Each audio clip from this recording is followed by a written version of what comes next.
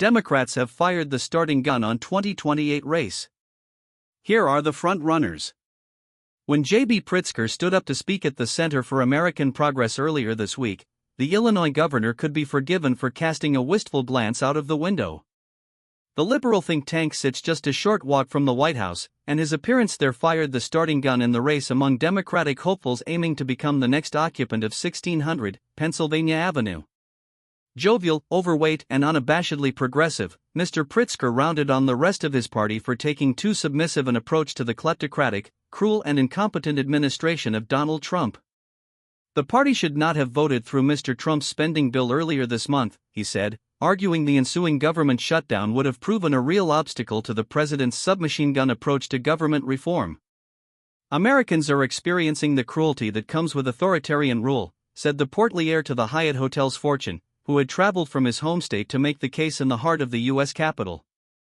Donald Trump has handed over the reins of power to Elon Musk and his fellow dogebags, pronounced like douchebags, so that they can find trillions of dollars that they need to give themselves a massive tax break.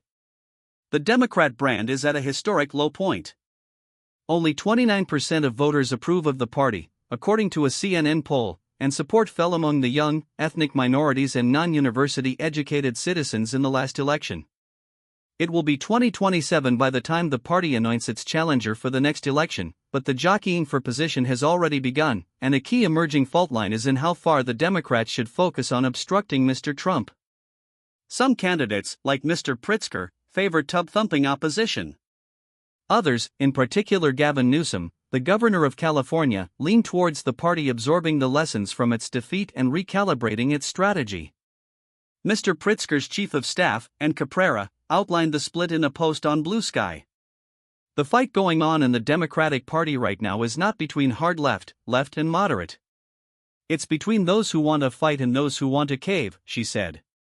In the CNN poll, 57% of voters said the chief responsibility of the Democratic Party was now to obstruct Mr. Trump from pushing through his agenda. The intra-party row over the spending bill has undermined the position of Chuck Schumer, the Senate Minority Leader. Initially, Mr. Schumer told Democratic senators to oppose the wide-ranging bill, which cut $13 billion from non-defense spending, including programs that supported low-income students, worker safety, and disease prevention. But then he reversed himself. A government shutdown would empower the president to shutter government agencies and lay off hundreds of thousands of federal workers, he said, and the Democrats voted. But then he reversed himself. A government shutdown would empower the president to shutter government agencies and lay off hundreds of thousands of federal workers, he said, and the Democrats voted the measure through. At the Center for American Progress, which will host a number of high-profile Democrat speakers in what is seen as an early talent contest for 2028, Mr. Pritzker castigated the decision. "We have to take any opportunity where we have leverage in order to stand up and fight," he said. "What do you use that fight for? It's to get compromise from this ridiculously quiet Congress that goes along with whatever Donald Trump and Elon Musk would like." Many Democrats share Mr. Pritzker's desire to galvanize greater resistance within the party, which has appeared like a helpless bystander in the face of Mr. Trump's early blitzkrieg. Chris Murphy, the Connecticut senator, barely lets half an hour slip without posting another forensic social media attack. Bernie Sanders has appeared alongside Alexandria Ocasio-Cortez on a Stop the Oligarchy tour, laying the groundwork for the 35-year-old to replace him as the standard-bearer of the party's left wing. AOC was selected by 10% of voters as their favorite 2028 candidate in the CNN poll, although 30% could not offer a name at all. "The Democratic voters are dying for a fighter," said Adam Frisch, a Democratic candidate who outperformed expectations in 2 runs for a House seat in Colorado. "But the issue remains what the base wants is not what the few up-for-grabs voters want," he told The Telegraph. That appears to be the calculation behind Mr. Newsom's sudden shift away from the progressive politics he is known for in California, where he pushed for phasing out gasoline cars, commissioned studies into reparations for slavery and backed transgender rights. In recent weeks, the former darling of the left has invited right-wing firebrands including Steve Bannon onto his podcast, This is Gavin Newsom, for friendly chats about the future of the Democratic Party. "What the hell do you think our party needs to do?" Mr. Newsom asked the Radio Shock jock Michael Savage on one episode. "Was our loss because of the border, because we were too woke?" he pondered aloud on an installment of This Is Gavin Newsom, a show he launched with the objective of speaking to people I disagree with, people I look up to. Several Democrats have identified woke politics as something they now need to publicly repudiate. Pete Buttigieg, the former transport secretary, recently said that diversity programs had turned voters towards Mr. Trump. Buoyed by several domineering appearances on Fox News, he is expected to run again in 2028. Rahm Emanuel, Barack Obama's former chief of staff, meanwhile joked he would have called himself they if it meant he could have peeped into girls' bathrooms as a schoolboy. Mr. Pritzker will have nowhere to hide if voters have permanently turned against progressive politics. As governor of Illinois, he drove through a $15 minimum wage, the legalization of cannabis, and guaranteed access to abortions and transgender medical procedures. Surveys of the post-election landscape show a sharp shift to the right in younger voters, as well as non-white citizens.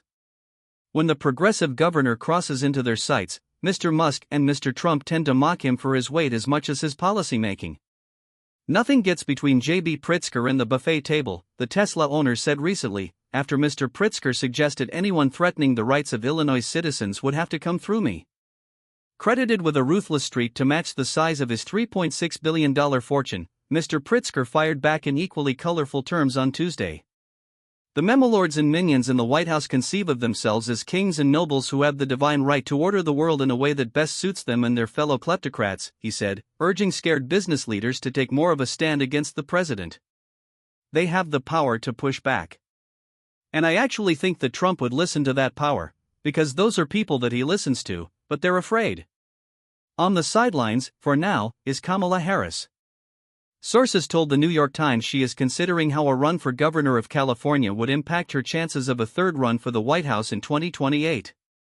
Her pick for vice president, Tim Walz, has already burst out the gates, touring the U.S. with a series of media interviews in which he laments how their campaign played it too safe.